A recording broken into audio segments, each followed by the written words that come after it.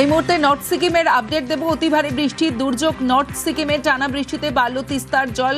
মঙ্গন চুংথাংয়ের মধ্যে সড়ক যোগাযোগ ব্যাহত। আমার সঙ্গে পার্থ রয়েছে। পার্থ, এই যে অতি ভারী বৃষ্টি, তাহলে পর্যটকদেরও তো আটকে পড়ার সম্ভাবনা রয়েছে, কি পরিস্থিতি? একেবারে তুমি দেখো, আজ দুপুর থেকে কিন্তু ভারী থেকে অতি ভারী বৃষ্টি হচ্ছে গোটা নর্থ সিকিম জুড়ে, এবং তার জন্য বেশ কিছু জায়গায় কিন্তু তিস্তার জল বেড়েছে এবং রাস্তা পর্যন্ত তিস্তার জল থই থই করছে। স্বাভাবিকভাবেই মঙ্গন এবং চুংথাংয়ের মাঝে রাস্তা বন্ধ রয়েছে সাময়িকভাবে। ইতিমধ্যে মঙ্গন জেলা প্রশাসন, পুলিশ এবং প্রশাসনের শীর্ষ কর্তারা ঘটনাস্থল পরিদর্শন করে আপাতত সেই রাস্তাতে কোনো রকম গাড়ি চলাচলের পর্যন্ত নিষেধাজ্ঞা জারি করেছে।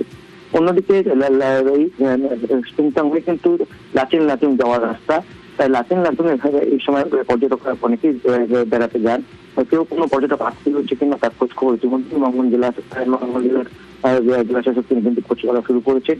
ওখানে যারা পর্যটন সংস্থার সঙ্গে জড়িত হোটেলিয়ার এসেছে তাদের সঙ্গে খোঁজ খবর নিচ্ছে। কোনো যদি পর্যটক আটকে থাকে তাদের যাতে নিরাপদে রাখা যায় সেই ব্যবস্থা করছে। অন্যদিকে তিস্তা পাড়ে বাসিন্দাদের সতর্ক থাকতে বলা হয়েছে, কেন এখনো বৃষ্টি কমেনি এবং রাতে যদি আরো বৃষ্টি হয় তাহলে আরো বিপদ বাড়বে এবং বিপদ এড়াতে কিন্তু আপাতত এই রাস্তাতে কোনো রকম যানবাহন চলাচল করছে না। এবং যদি পরিস্থিতি না বদলায়, আবহাওয়া যদি অনুকূল না হয়,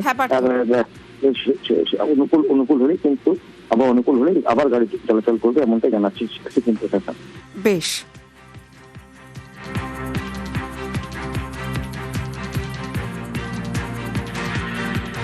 টপ হেডলাইন্স নিবেদন করছে